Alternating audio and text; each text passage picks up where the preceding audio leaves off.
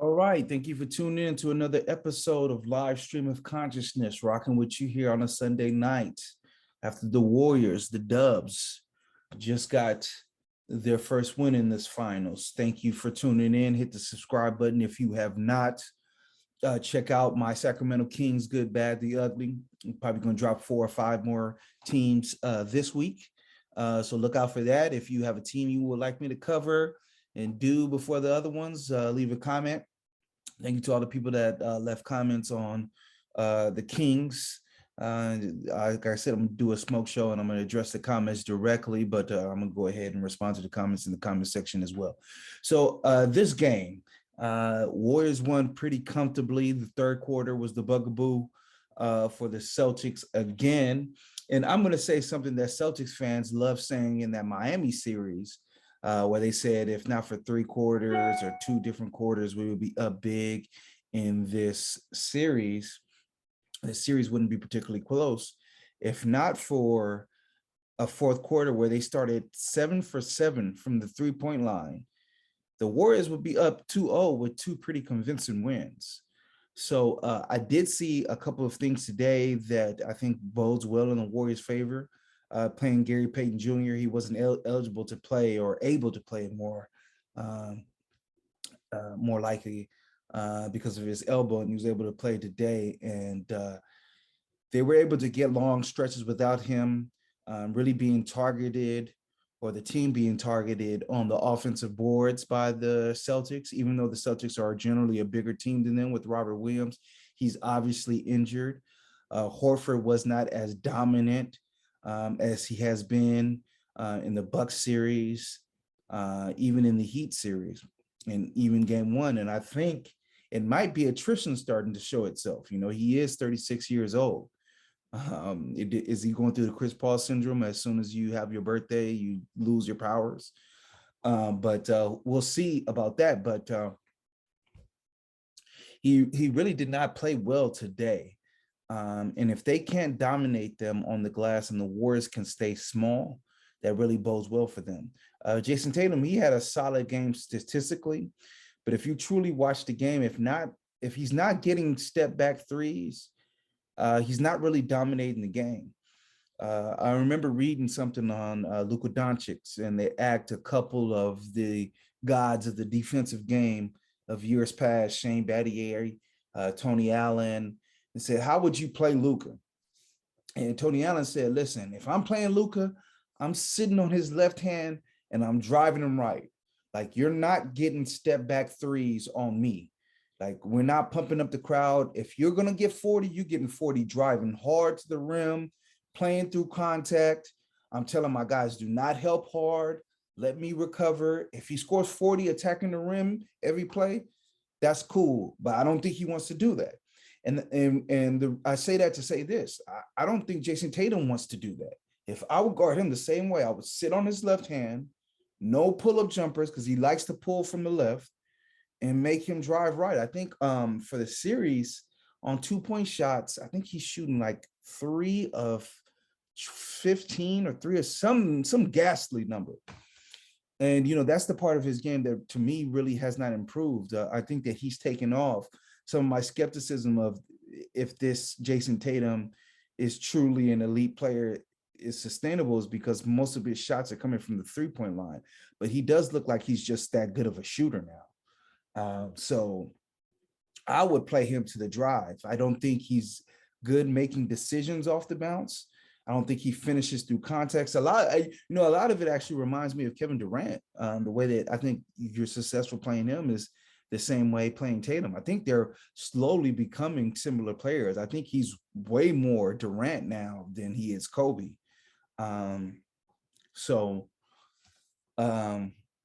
That's one thing. That's something to look out for. I think on the Boston side, another thing to look out for, Derek White is really playing well, but it doesn't look like Marcus Smart is.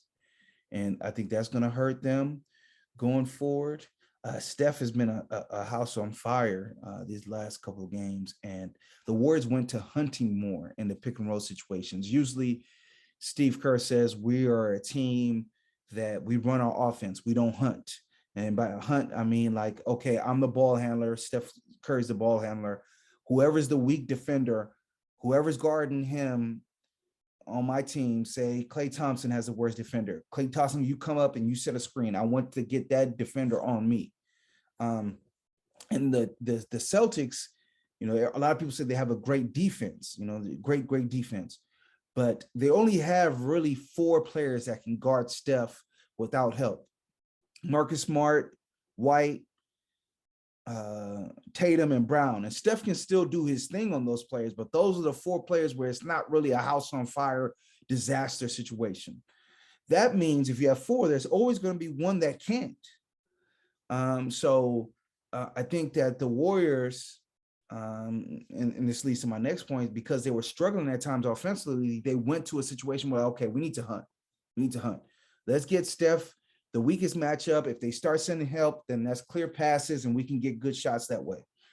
Part of the reason they need to do that is because Klay doesn't look like Klay. He had a bad shooting game, and he just doesn't have the burst to get away from people. He just can't move and attack off the bounce like he used to. He wasn't the greatest driver anyway, but they were able to before to get him off screens and catch it on the move with a live dribble.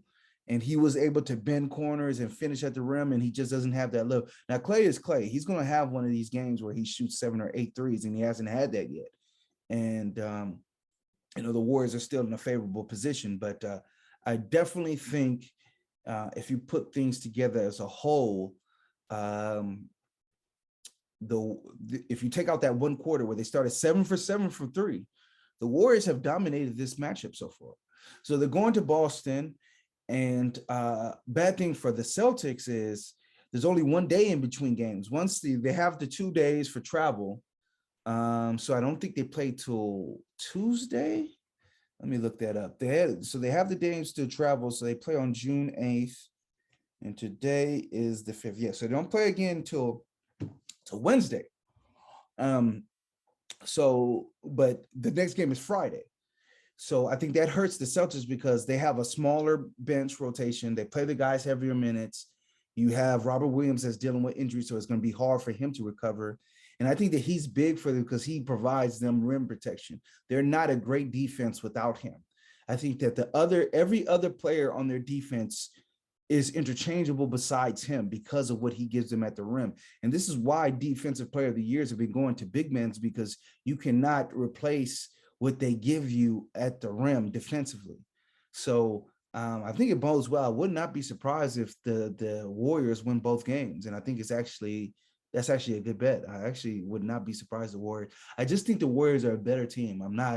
I've been skeptical of Boston all year, and you can call me a Boston hater and someone, but I don't see it. Part of it is with the Warriors, even though the offense does get creaky at times without Steph, Boston just turns the ball over too much.